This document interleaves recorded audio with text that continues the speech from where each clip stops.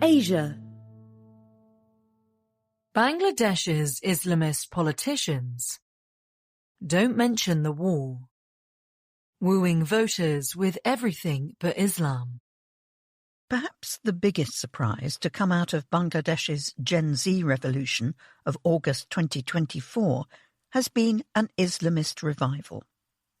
The student-led uprising ousted Sheikh Hasina Wajid, a prime minister under whom Jamaat-e-Islami, Bangladesh's biggest Islamist party, had been banned.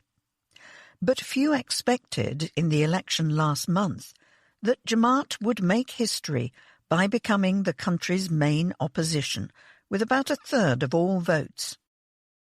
It pulled off the comeback by adopting causes far from its traditional platform.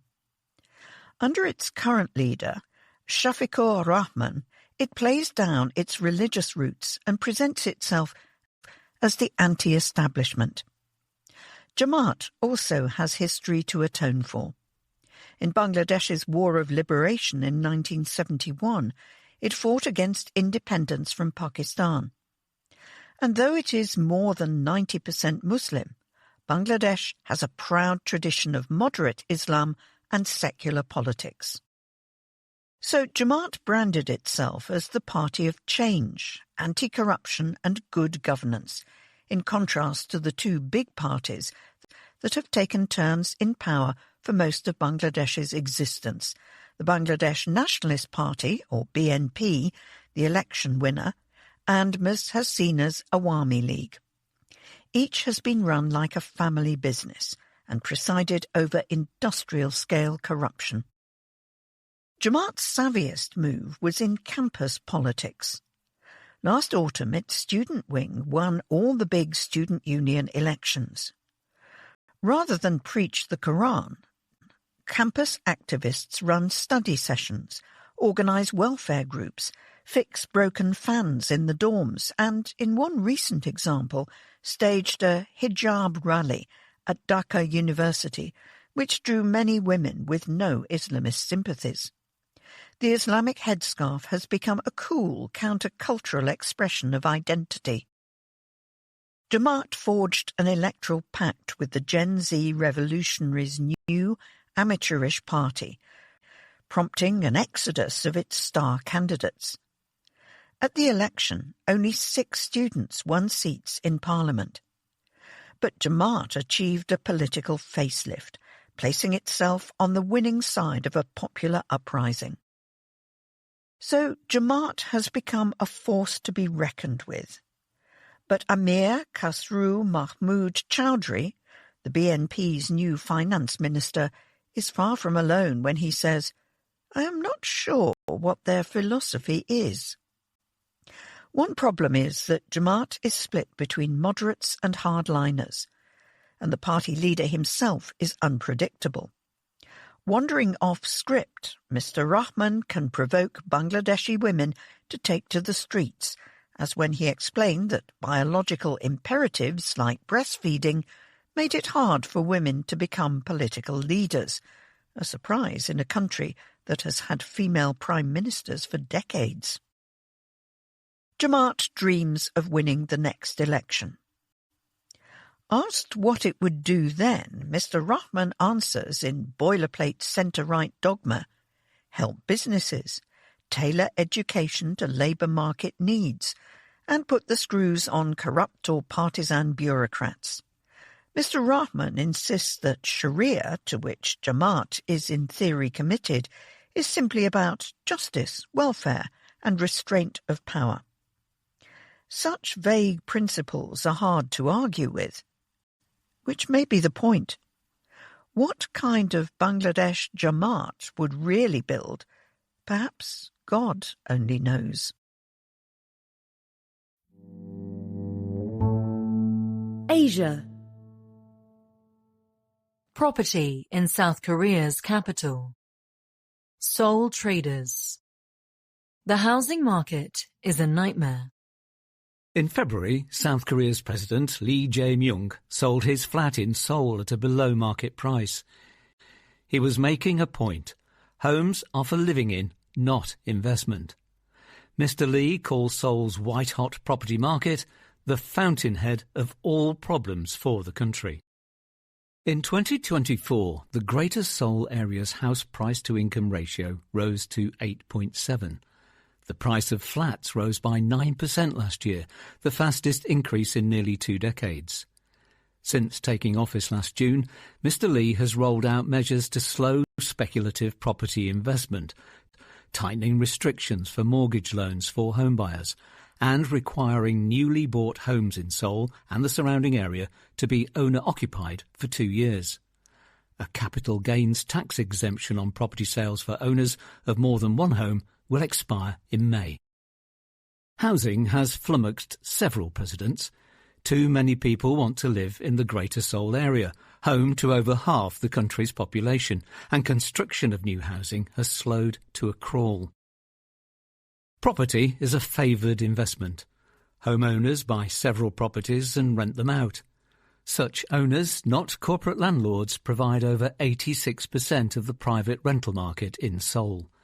Many use a system known as cheonse, where instead of monthly rent, tenants pay a large deposit that landlords use to invest until the lease ends.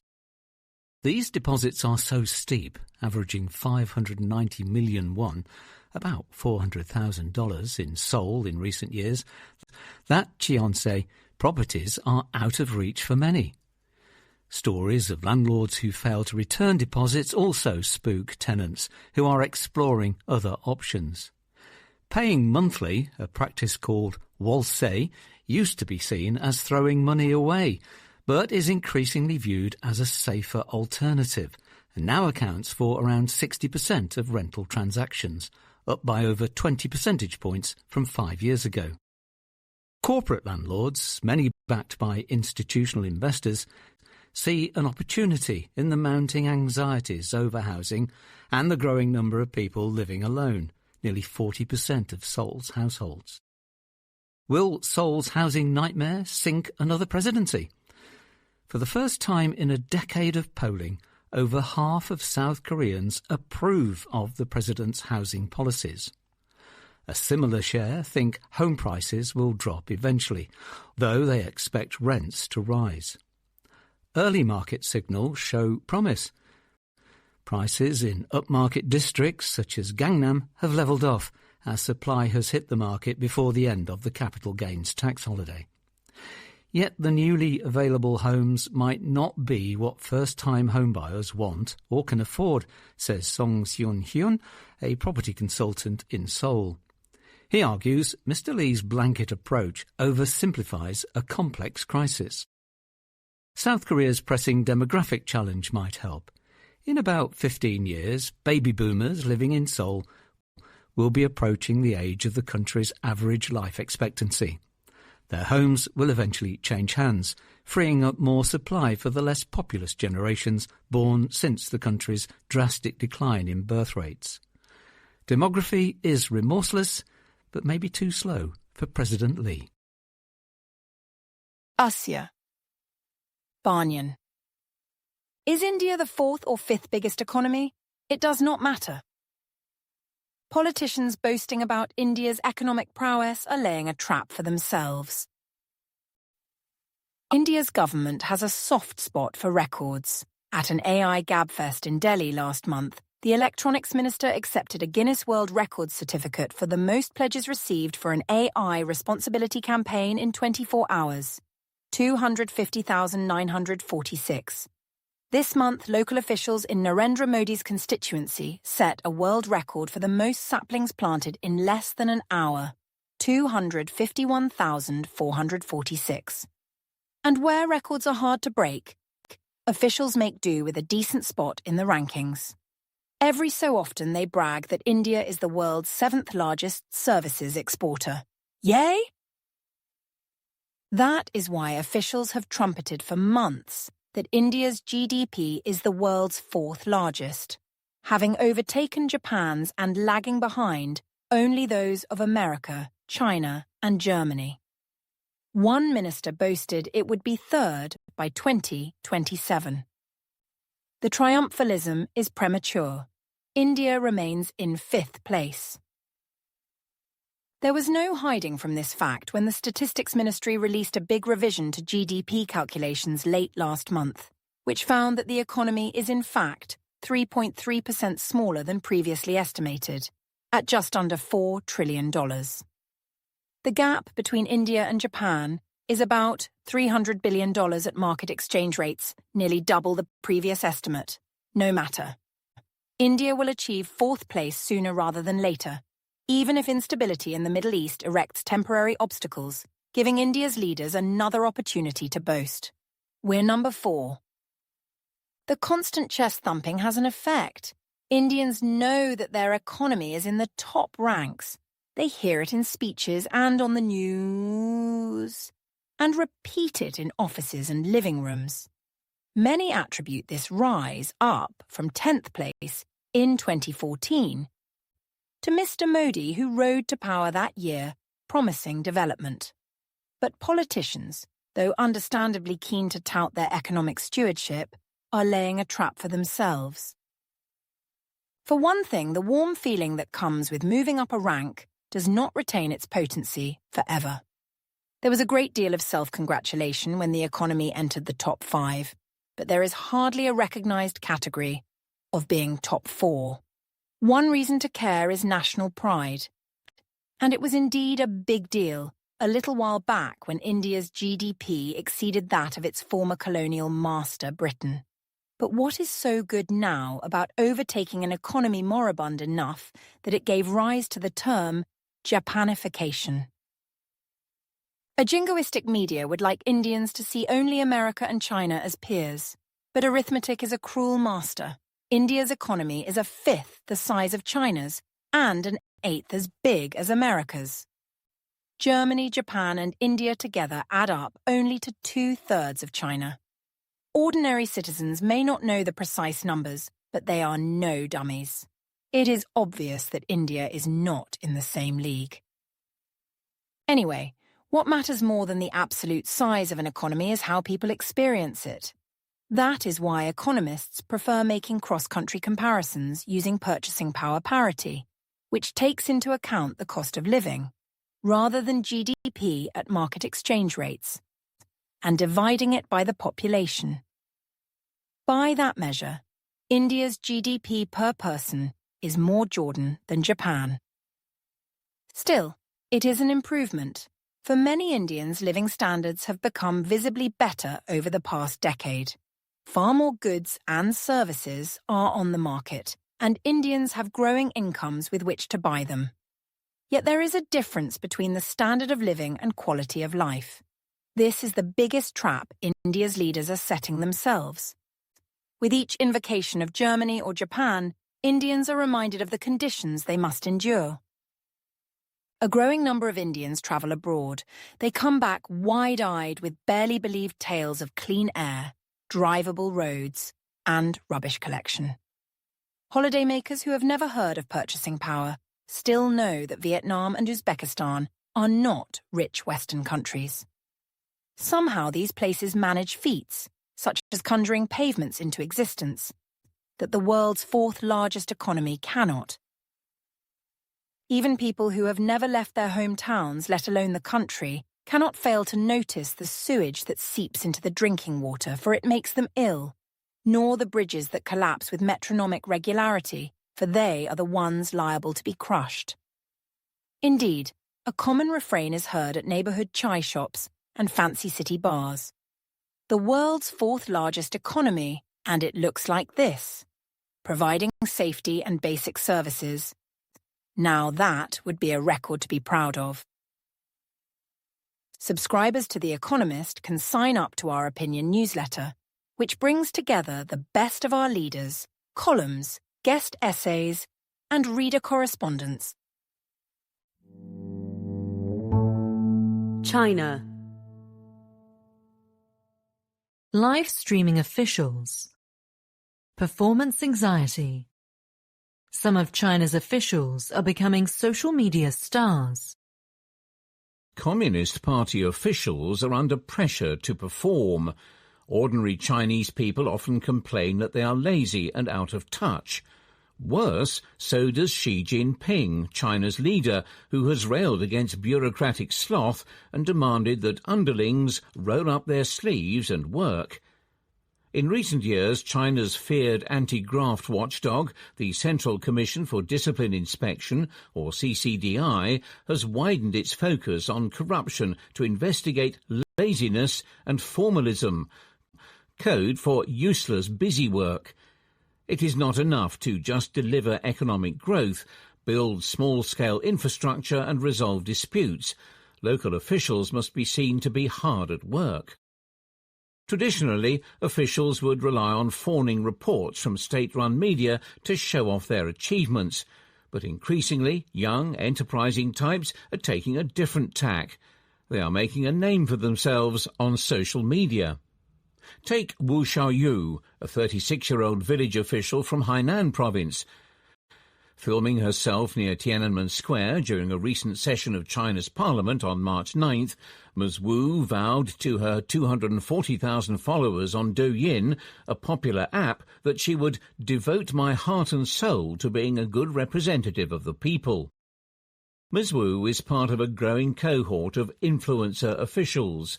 Many live in rural areas and start out by making videos to help local farmers sell their products. Among the most popular is Ling Yongduo, a young muscular party worker stationed in the eastern province of Zhejiang. Sometimes he wears a Mao suit.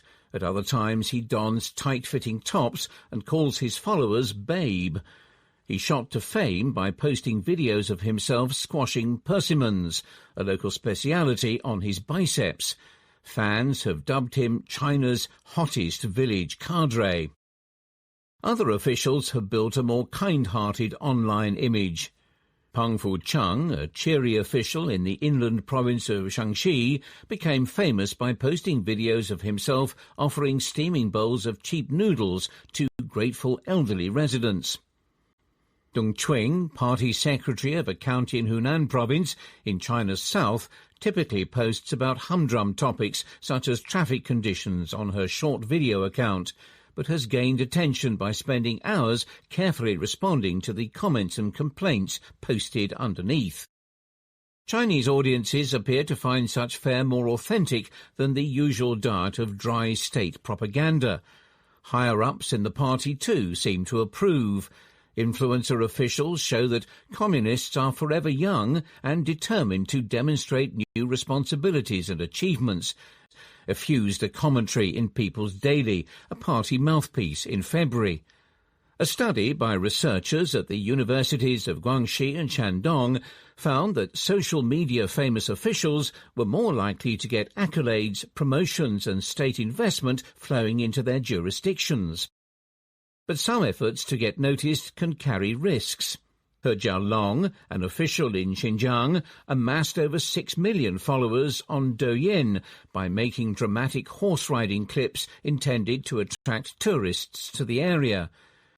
She survived a big fall in 2020, but died in January following an accident during a shoot. And the strategy may sour as more officials take to social media.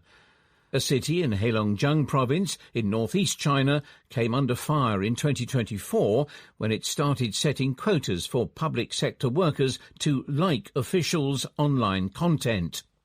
Live streams may crowd out the energy that officials have for field visits, investigations and solving practical problems, noted a recent disapproving commentary in a state-run paper. The phenomenon, it said, should be called Internet traffic formalism. It may yet become a target for future CCDI inspections. China. Cinema. From China with propaganda. Main melody films were once blockbusters. Now they are in a rut. In the West, spy films have martinis, girls and guns. Scare Out, a Chinese spy thriller made in collaboration with the Ministry of State Security, has no alcohol, few girls, some guns and a hefty dose of government.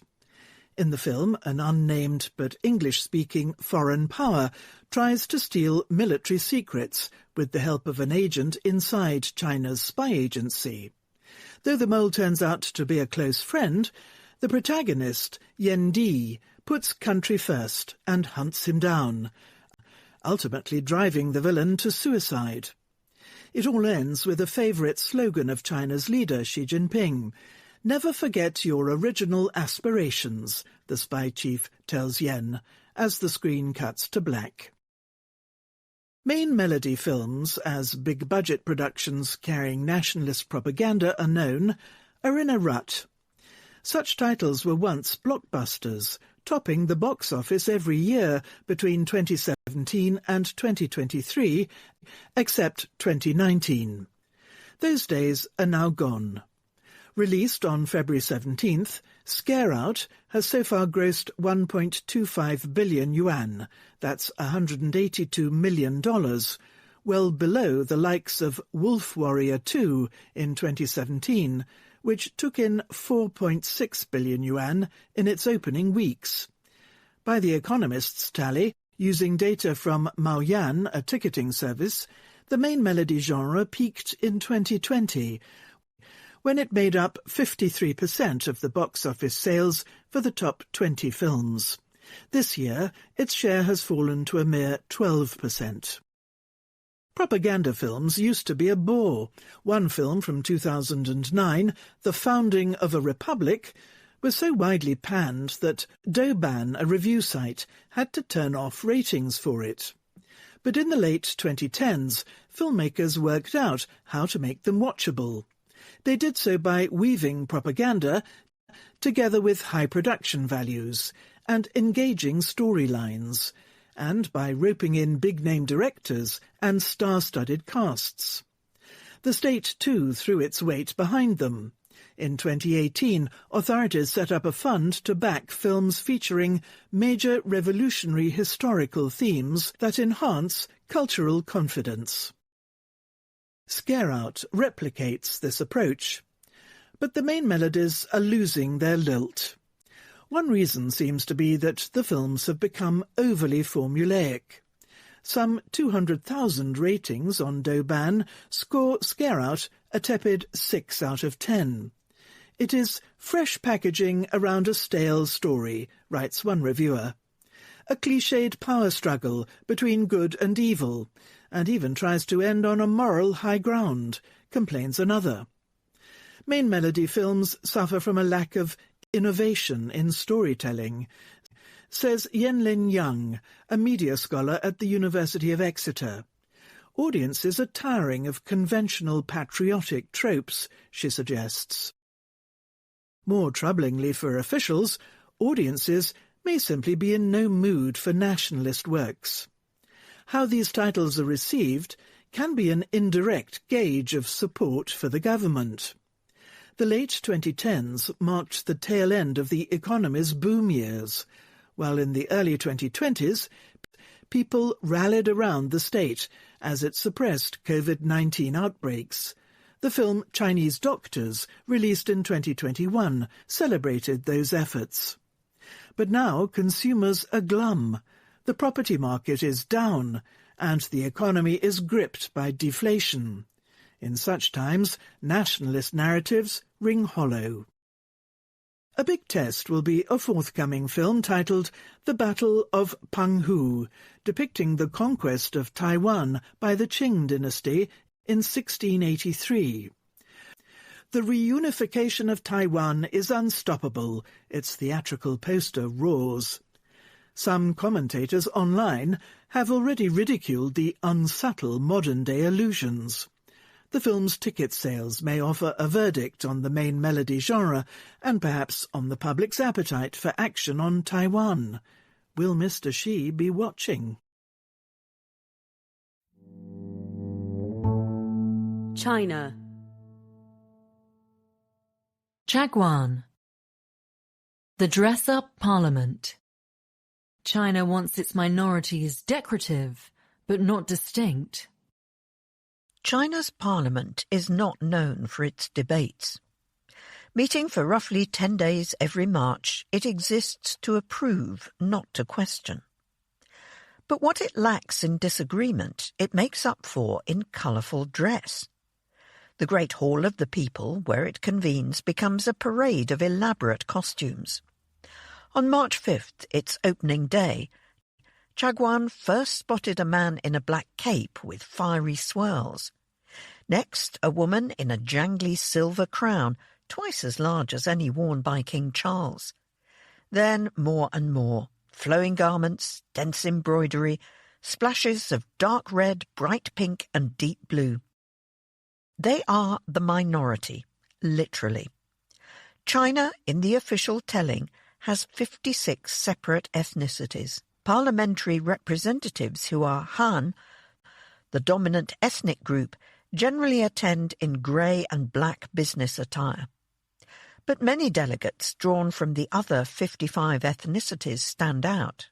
Young Lian Ying, a Miao woman, was beaming in a floral headdress.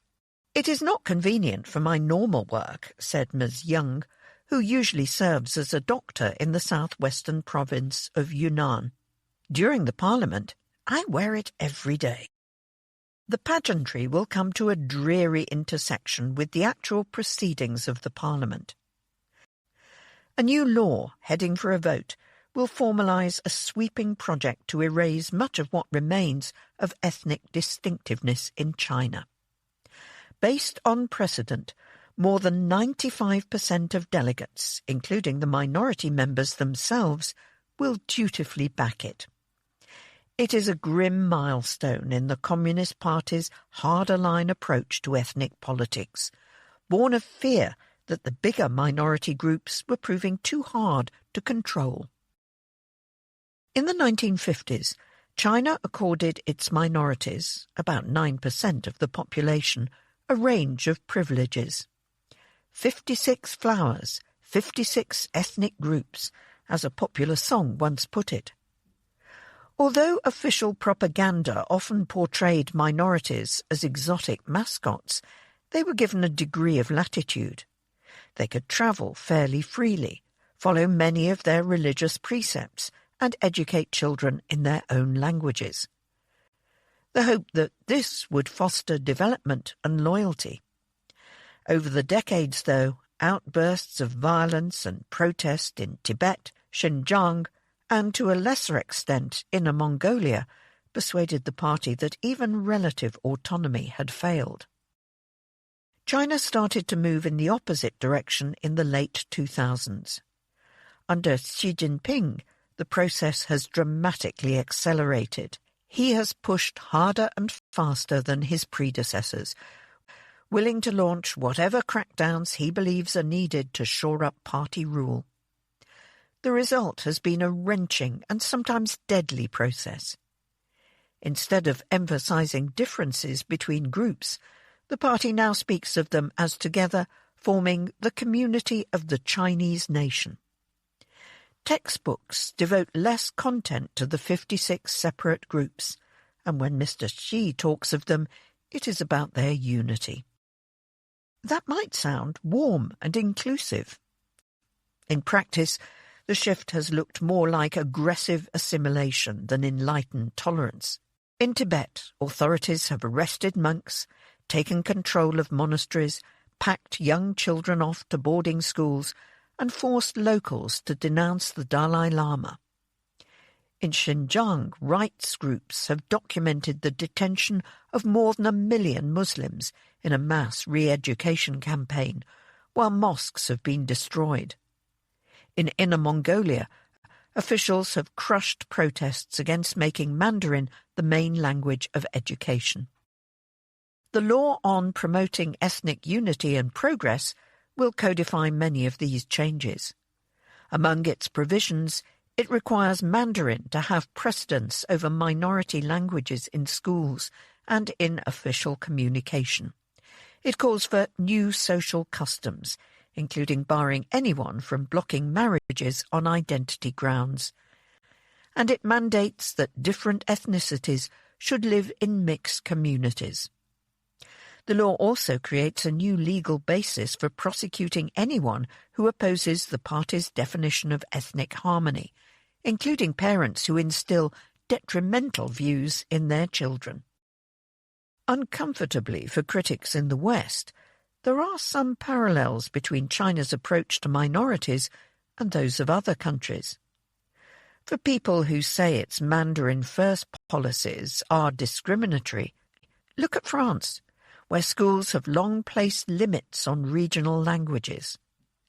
The end of affirmative action in America's university admissions has an analogue in Chinese provinces that have stopped awarding extra points to minority students in the Gaokao University entrance exam.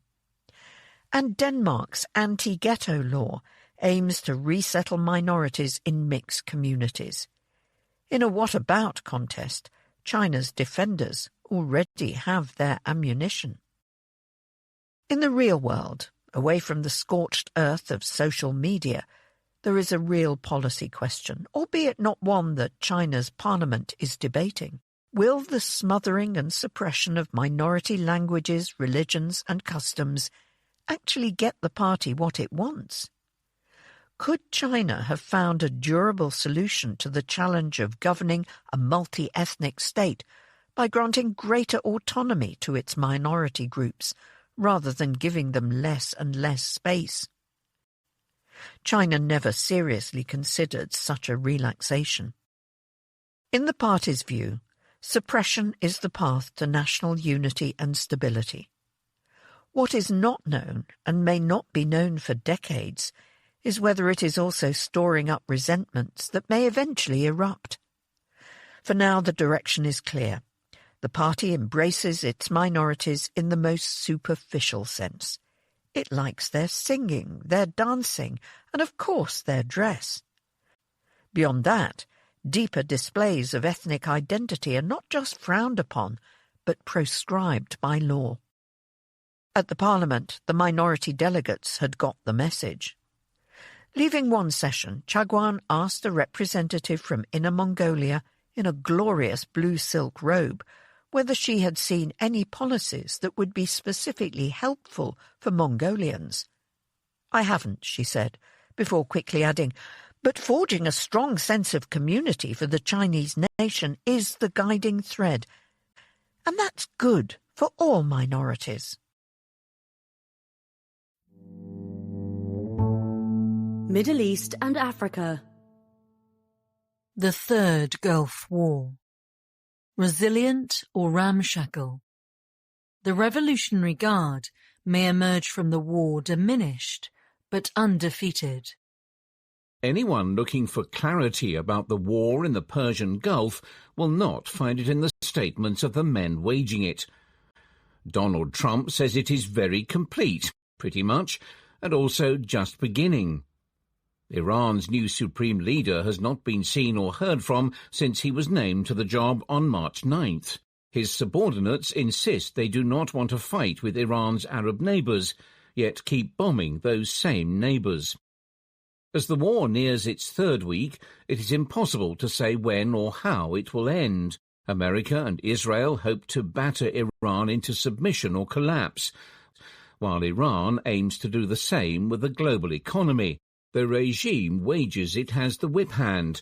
Surely its Islamic Revolutionary Guard Corps, the IRGC, will prove more resilient than an American president nervous about high oil prices. In the short term, it may be right. Yet after the war, the Guards will struggle to rebuild their deterrence against the regime's foes, which has long been used to justify their privileged position in Iran. On all sides, the costs of the war have already been enormous. By March 12th, over 1,800 people, mostly civilians, had been killed in Iran, according to a Washington-based rights group. Iranian attacks have killed at least 30 people in Israel and the Gulf states. Energy markets are in turmoil. Israeli strikes on fuel depots in Tehran on March 7th left the Iranian capital shrouded in toxic smoke. The Gulf is losing more than $500 million a day in revenue from tourism and travel. The Pentagon says it has struck more than 5,000 targets since the war began. More than 50 Iranian naval ships have been sunk. Israel believes that less than one-third of Iran's ballistic missile launchers are still operational, with the rest destroyed or buried beneath rubble in bunkers. The pace of Iranian attacks on Gulf states has ebbed. It fired just 44 missiles and drones at the United Arab Emirates, the UAE, on March 10th, down from a high of 360 on March 1st. Still, Iran has managed to keep shooting, and its attacks are increasingly on vital infrastructure. Over the past few days, Iranian drones have damaged oil refineries in Abu Dhabi and Bahrain, the international airport in Dubai, and a port in Oman. On March 11th, 3 cargo ships were hit in the Persian Gulf. Iran has also threatened to target banks in the Gulf, which led HSBC to shut its branches in Qatar and Standard Chartered to evacuate its offices in Dubai. At times, Mr. Trump, no doubt jittery about the markets, sounds eager for all this to end. He told Axios, a news site, that there is practically nothing left to target in Iran. Marco Rubio, his Secretary of State, keeps repeating a narrow set of goals. The war will be a success, he says, if it destroys Iran's missile program and its navy. That may not be enough for Mr. Trump to declare victory. Israel would also like him to keep going. Still, some American officials are trying to steer the president towards a more limited version of the war. Regardless of how it ends, the IRGC will be central to what comes next. It was already the main centre of power in Iran. Conventional wisdom holds that it will emerge from the conflict stronger still. Mojtaba Khamenei, the new supreme leader, is close to the guards, though it is unclear how much power he wields. Rumours continue to swirl about his health. Many analysts believe other people are calling the shots, among them Ali Larijani, the head of Iran's National Security Council, and Mohammad Bagher Kalibaf, the Speaker of Parliament. For the IRGC, so much the better. Both men are former officers. Yet if its political power is enhanced, other pillars of its dominance are weakened. Before the war, the IRGC sought to deter America and Israel with dire warnings of what it could do. Thousands of missiles loosed at Israel in a single barrage, fast attack boats that would swarm American naval vessels, up to 5,000 Americans dead in the first 2 days of a war. None of that has happened.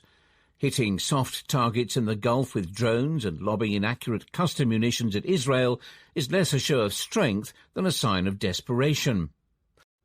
The success of Israel's decapitation strikes in this war and the previous one suggests the IRGC is shot through with informers. It has had 2 leaders killed in the past 9 months. Its surviving commanders are probably hiding. The regime has delegated decision-making to officers in the field. Once thought to be a cohesive force, it now looks fragmented. Both its military capabilities and its business empire are damaged. While launchers can be replaced, other parts of the missile supply chain are trickier. Michael Dutzman of the Center for Non-Proliferation Studies, an American think tank, notes that airstrikes have seemingly damaged all of Iran's solid-fuel propellant factories. Israeli jets have also hit everything from IRGC-linked energy firms to Mehrabad Airport in Tehran, the headquarters of Mahan Air, which the guards have used to smuggle weapons to their regional proxies. On March 11th, Israel hit a data center owned by Bank Sepah, a lender with close ties to the IRGC. The guards will also have to contend with a changed region. After the war, Gulf states will surely look for ways to reduce their vulnerability, particularly around the Strait of Hormuz. Dubai, the commercial centre of the UAE, has long served as Iran's economic lung, a hub for both legal trade and money laundering by IRGC-linked firms. Emirati officials are already talking about clamping down on Iranian business. On March 10th, the Trump administration briefed members of Congress about its strategy. Afterwards, Chris Murphy, a Democratic senator from Connecticut, bemoaned the lack of long-term vision. The question that stumped them, what happens when you stop bombing and they restart production? They hinted at more bombing, he wrote on social media. That suggests one possible outcome of the war. Iran may come to resemble Iraq after the first Gulf War in 1991, when America kept it under onerous sanctions, maintained a no-fly zone over much of the country, and carried out occasional attacks. For decades, the IRGC has cultivated a myth of itself as the regime's competent, indomitable enforcer. That myth has been shattered, at home and abroad, by its military failures over the past 2.5 years of regional conflict. In an isolated, divided post-war Iran, its position may be less certain than it thinks. Middle East and Africa. The new supreme leader. Iran's hidden imam. No one knows how long the Islamic Republic's new leader will last. They did not even have to change his website, Khamenei.ir. 8 days after the death of Ayatollah Ali Khamenei in a massive Israeli raid, the Assembly of Experts, a body of 88 clerics, anointed the supreme leader's son, Mujtaba, to succeed him. Fearful of airstrikes, they met in secret. The candidate, too, was hidden from view. Officials say he was injured. Rumours still swirl of his death. If people knew, they would pour onto the streets, an Iranian fleeing abroad suggests. Preserving the image of an unbroken cult mattered. The faithful were called to city squares to proclaim allegiance, even as bombs fell around them. Acolytes had to make do with kissing a cardboard cutout. It was not the fresh start many Iranians had awaited for decades. Mujtaba bears a striking resemblance to his father. He wears the same black turban, a symbol of continuing clerical rule. His appointment, many surmised, may make Iran resist change even more. He lost his mother, wife, sister and child, as well as his father, in the same strike, surely hardening his determination to seek vengeance.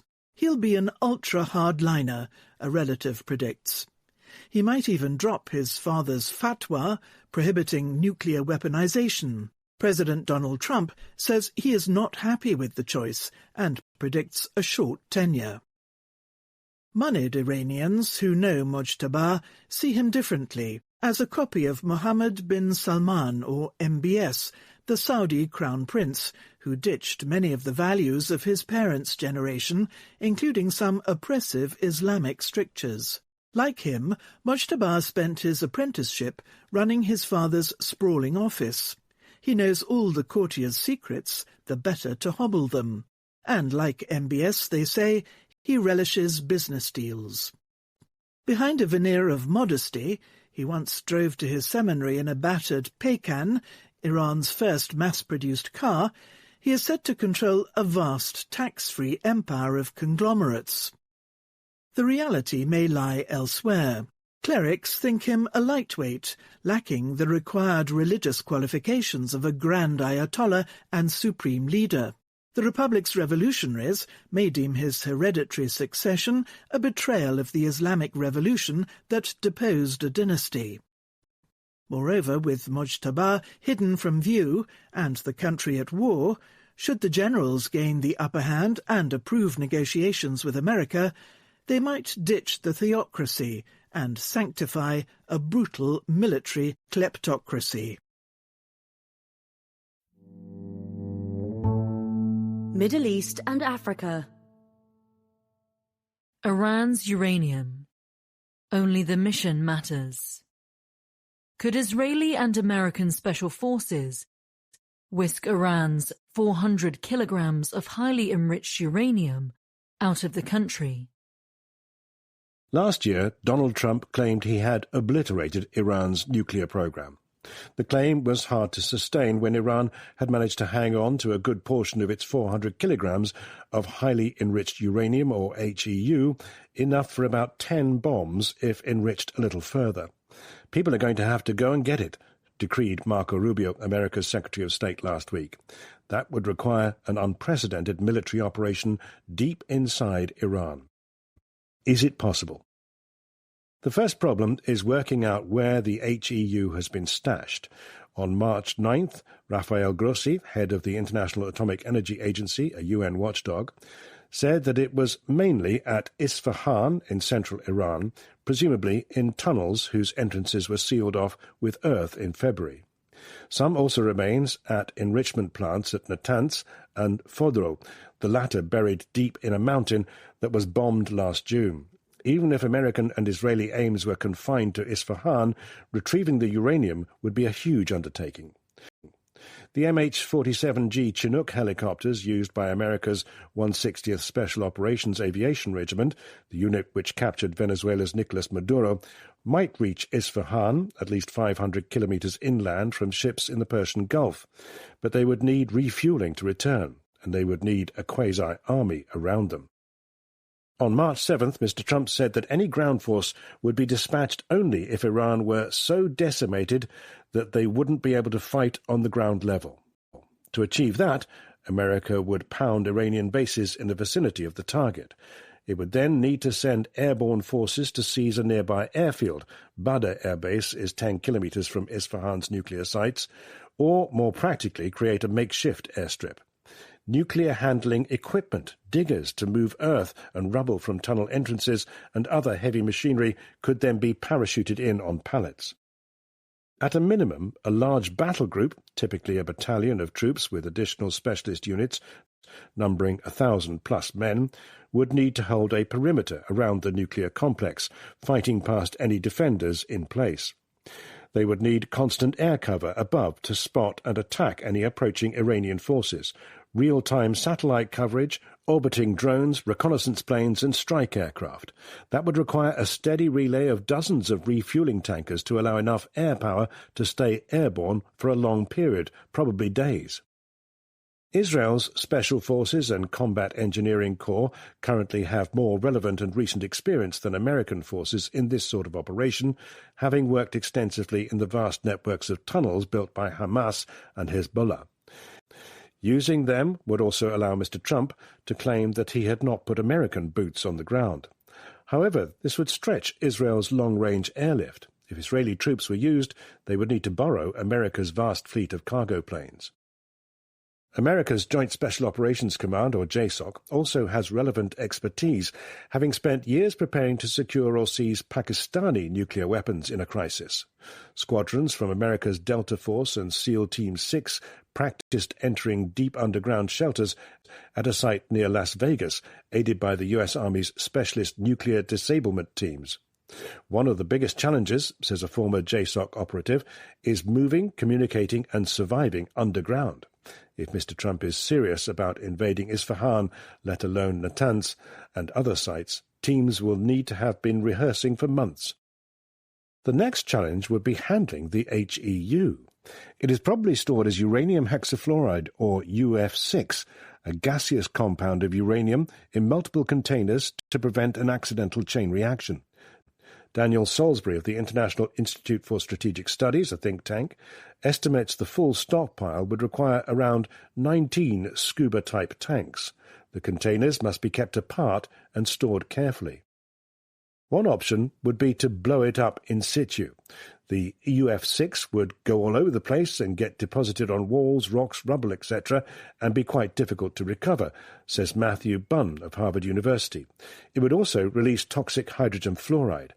A second would be to downblend the material, he suggests, but the equipment for doing that would need to be trucked in, and it would still leave nuclear material. The third would be to extract the HEU and whisk it away. But if moisture enters the cylinders during transport, warns François Diaz-Marin, an editor at the Bulletin of Atomic Scientists, it could interact with the uranium gas to produce toxic uranyl fluoride and hydrofluoric acid gas, potentially causing an explosion. A Hollywood-style operation would appeal to Mr. Trump, who has spoken of the humiliation Americans of his age still feel from the seizure of American hostages in Tehran in 1979.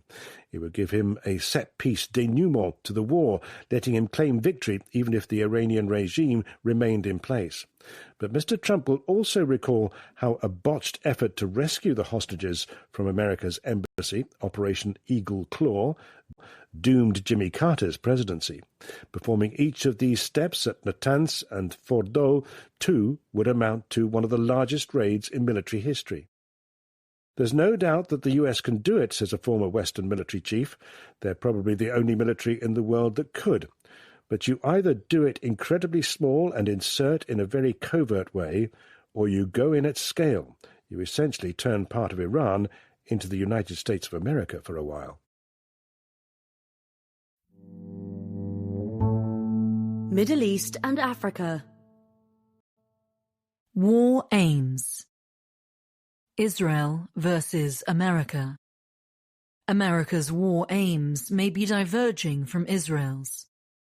Generals rarely put themselves directly in the line of enemy fire, but on March 6, Major General Tomer Bar, the commander of the Israeli Air Force, flew an F-15 fighter jet on a strike mission in Iran. "It's a bit of a stunt," said one Air Force officer, "but I can understand him. We've been preparing for so many years for this war."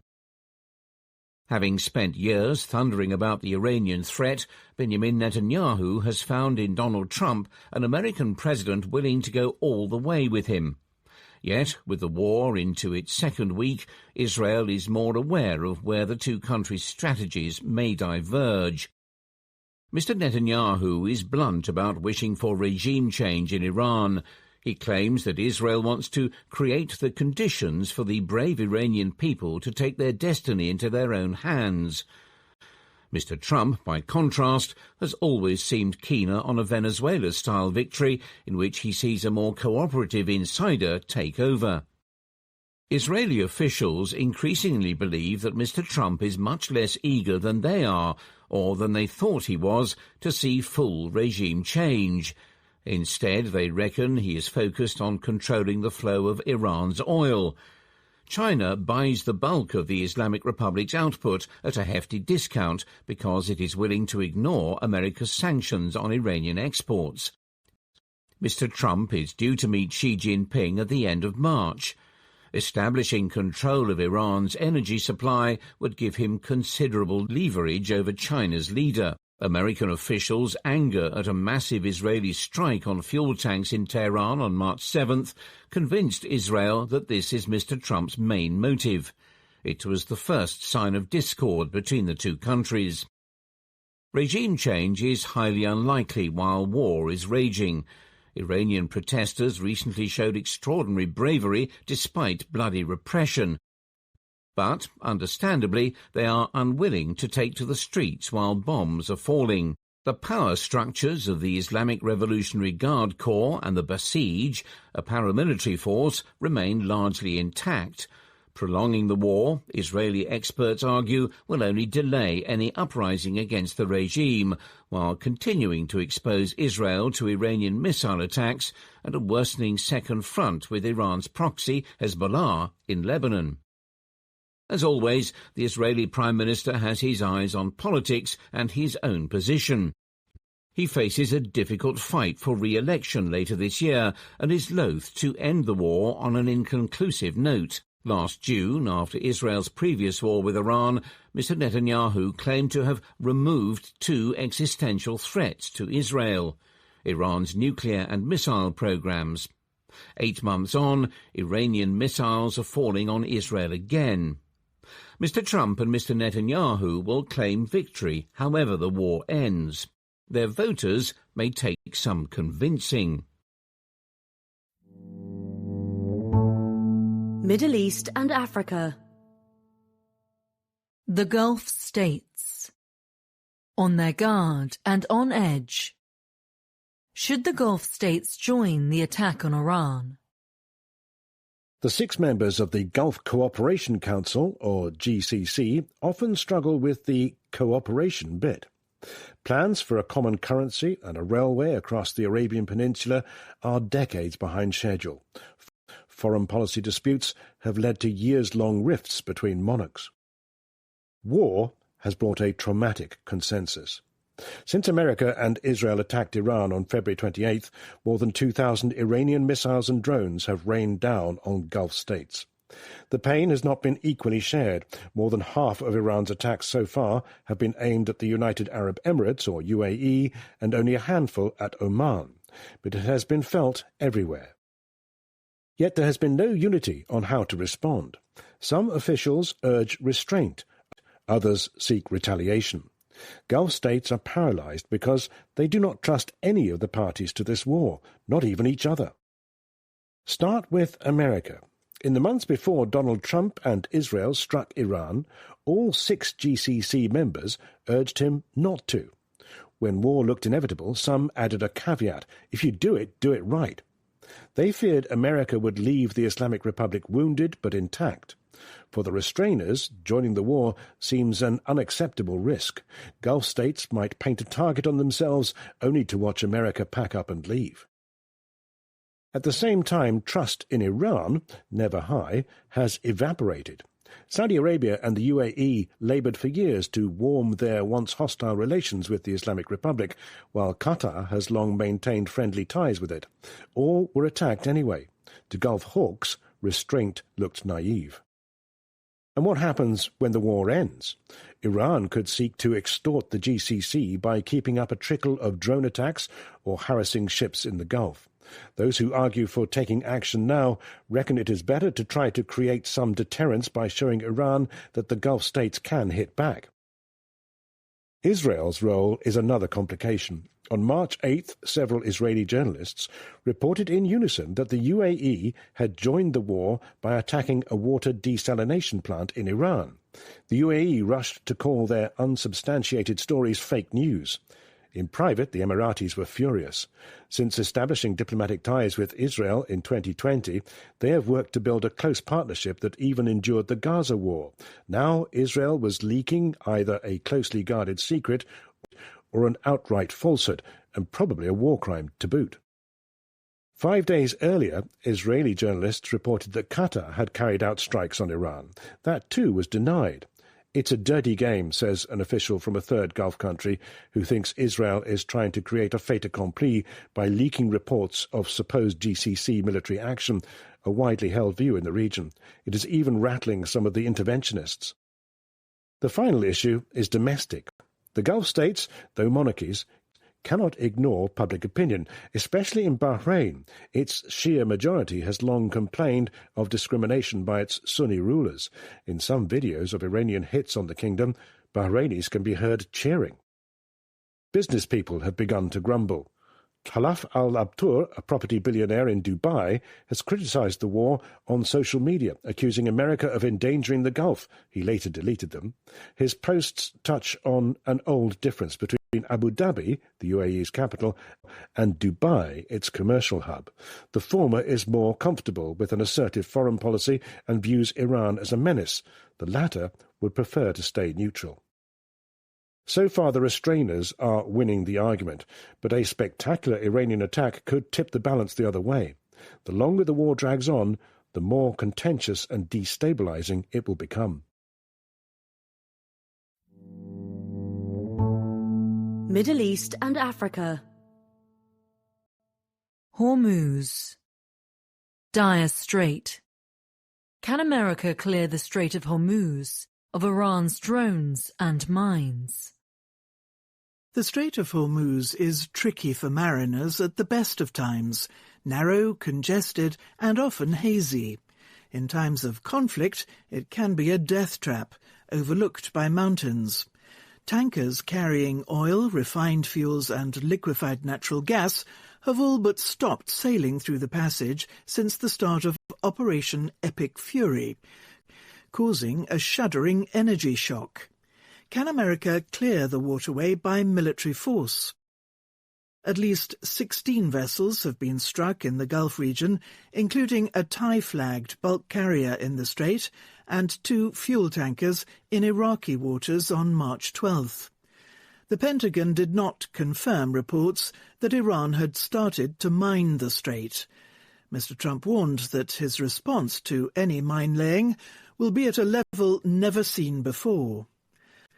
American forces have sunk much of Iran's navy, including 16 mine-laying vessels, some of them small speedboats. The President has offered military escorts for tankers if necessary. This is an echo of Operation Earnest Will in the 1980s, at the height of the Iran-Iraq War, when America reflagged Kuwaiti tankers and protected them in transit. European countries and Pakistan are also talking of sending escorts. More than a quarter of global seaborne oil exports pass through the waterway. Some 46 fuel tankers sailed the passage every day in the weeks before the war, according to data from Vortexa, a market intelligence firm. Since then, only a handful have braved it. They appear to include Iranian tankers. China is reported to be trying to negotiate safe passage for its ships, so far to little avail. Meanwhile, laden tankers are bunching up on the western side of the strait, empty ones on the east. The threat to shipping comes in many forms. In the air, Iran can make use of ballistic and cruise missiles, as well as drones. On the surface, it has fast attack boats armed with missiles or explosives. Beneath the waves, it can deploy thousands of sea mines and unmanned vehicles, not to mention divers who can place limpet mines on ships at anchor. How much of this capacity has been destroyed is unclear. Mr. Trump has urged ship owners to show some guts. But American warships also seem wary. Shipping sources say the Navy has declined repeated requests for protection. Chris Murphy, a Democratic senator, said after a classified briefing that military brass don't know how to get it safely back open. For Mark Montgomery, a retired American Rear Admiral, now at the Foundation for Defense of Democracies, a think tank in Washington, American forces have not yet reduced Iran's capabilities to the point at which escorts can deal with remaining threats, he says. In any case, American destroyers used for air defense are busy protecting aircraft carriers in the region. If convoys materialize, he adds, they will require surveillance aircraft, warplanes and helicopters overhead, as well as warships. It will not be easy or cheap. During the Gaza war, the Houthis, a militia in Yemen allied to Iran, stopped much of the sea traffic in the Red Sea and Suez Canal by attacking ships in the Bab al-Mandeb Strait with cheap drones and missiles. America struggled to destroy their forces and reopen the strait. One aircraft fell off a carrier as it dodged Houthi attacks. Traffic has yet to return to pre-crisis levels, and the Houthis have vowed to resume attacks in solidarity with Iran. In the past, American commanders have insisted that they could reopen the Strait of Hormuz within days or weeks of Iran attempting to close it.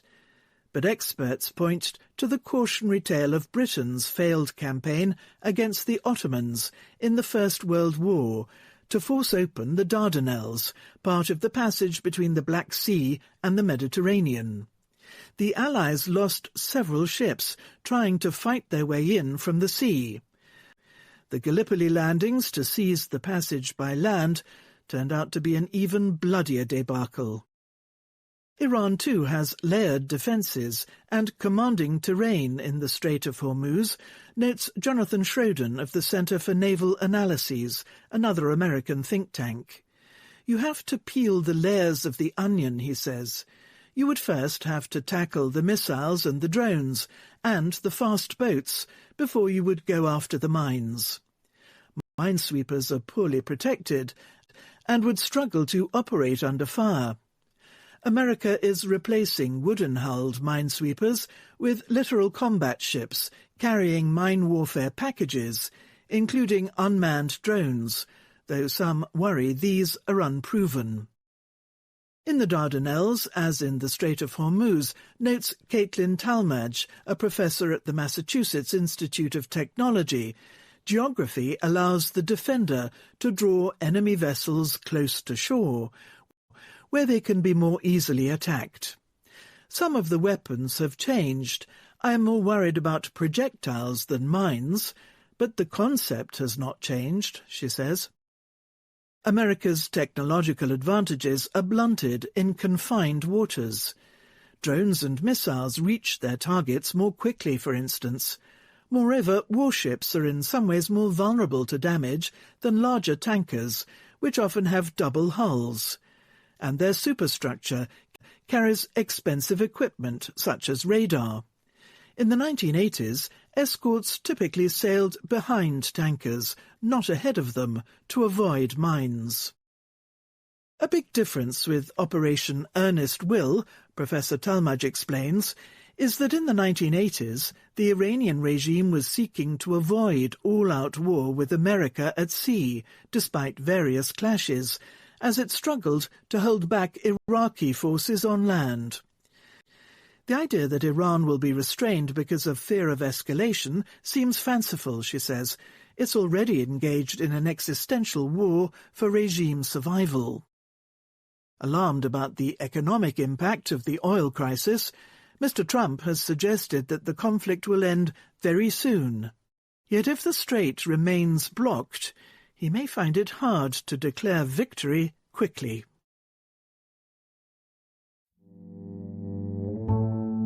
Middle East and Africa. Conflict data. Munitions measured. Quantifying the war's progress. The fog of war can be hard to dispel, but modern conflicts produce a lot of data. So to build a picture of events, we have analysed details from 1,615 distinct attacks, 2,875 missile and drone launches, and abnormal high-temperature events such as fires at 208 strategic sites. Our results suggest that each side shifted tactics in the early stages of the war. Iran's counterpunches became less effective, both fewer in number and more reliant on drones instead of missiles. America and Israel changed their focus from conventional military targets to defense industry facilities, ports, and the regime's infrastructure of oppression. Whereas Iran sent over 1 drone for every missile at the start of the conflict, that ratio has now risen to 3 to 1.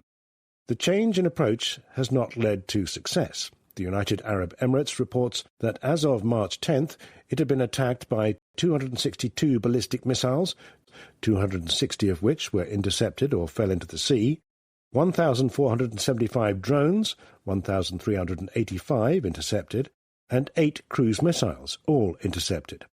Bahrain has seen more than 350 incoming munitions, intercepting most of them. In recent days, Iranian attacks have become rarer still.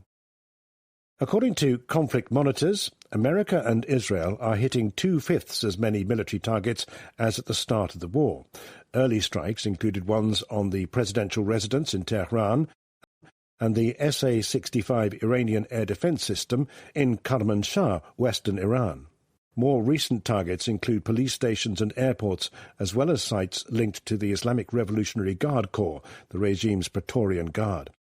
Data from FIRMS, a system set up by NASA to track forest fires, which we have used to observe strategic Iranian sites, suggests that a period of intense bombardment of missile and drone factories may now have come to an end, replaced with strikes on nuclear facilities, oil refineries and ports, as well as remaining military targets.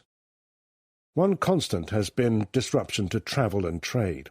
Although planes have begun taking off from some airports, others, such as those at Doha and Kuwait City, remain largely out of bounds.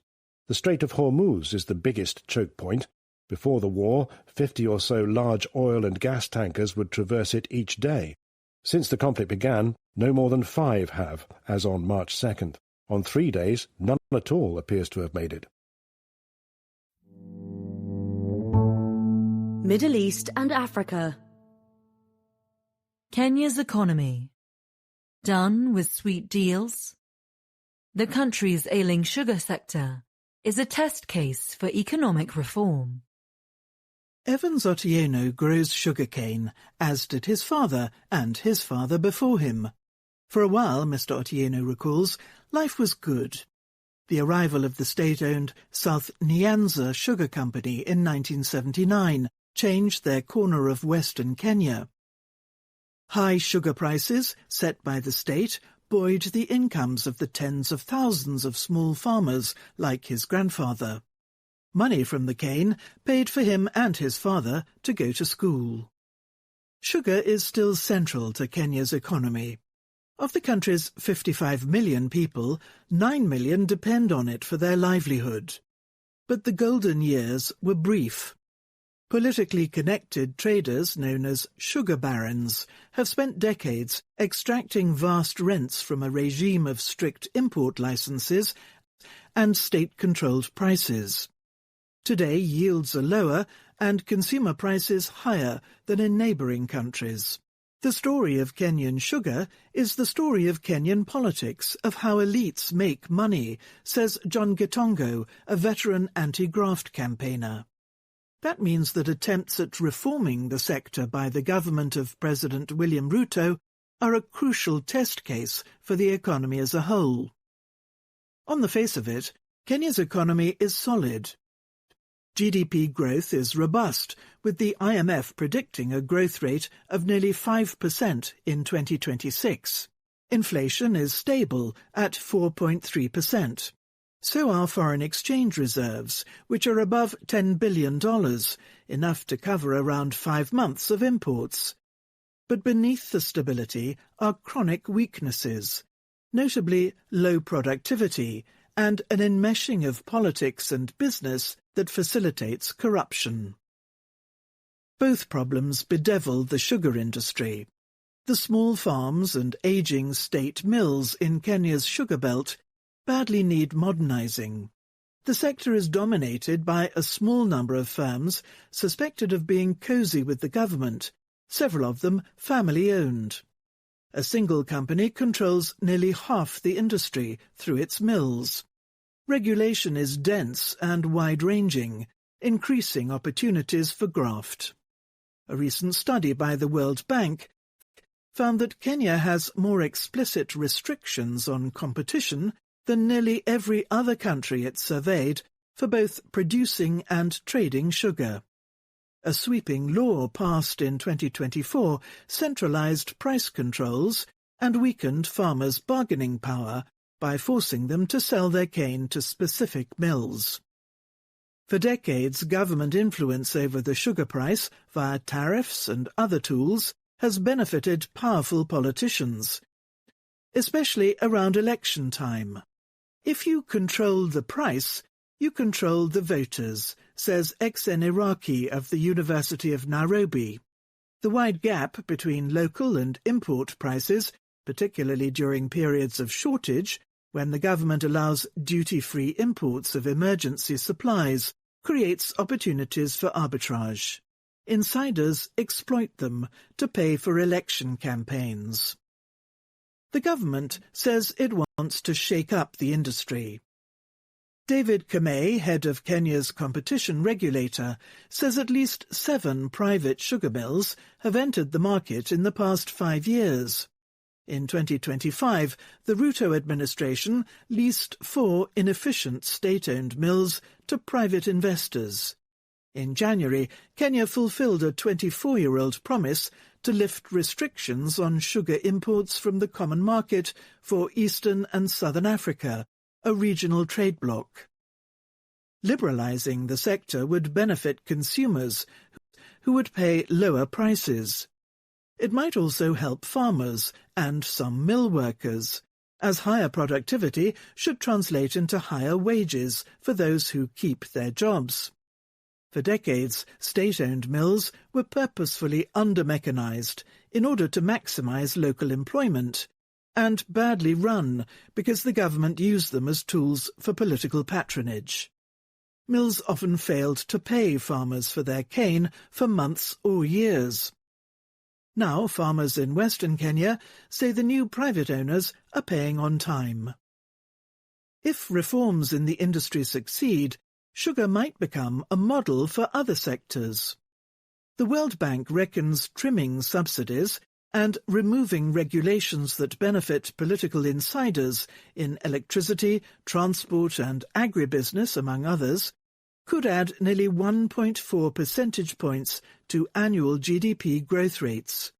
more than 400,000 new jobs might be created per year. Mr. Kamei says the government is speeding up such reforms. The administration's priority is to ensure that our markets are competitive, he says. There is a gradual reduction of state participation in market activities. This year, the state plans to sell a $1.6 billion stake in Safaricom, the country's largest mobile network operator, in part to raise capital for a national infrastructure fund. An initial public offering for the state-run pipeline firm was launched in February. Critics doubt such steps will significantly boost competition. They say the Privatisation Act, passed last year, grants too much power to Kenya's president and Treasury Secretary, raising concerns about corruption. The opaque tendering process for state sugar mills may be a case in point. All licenses granted last year went to incumbents and none to foreign firms. They were awarded to friends of the state, says an industry insider. The government may not stay the course even on limited reform. Recent price controls for sugarcane and wheat suggest it remains wary of ceding its grip on agriculture. It also seems loath to withdraw from the fertilizer market, perhaps because of the power it gives politicians over farmers. An election in 2027 increases the incentive to backtrack on reforms that reduce the potential for patronage. Kenya's economy, like its sugar industry, is not yet free of politicians' clutches.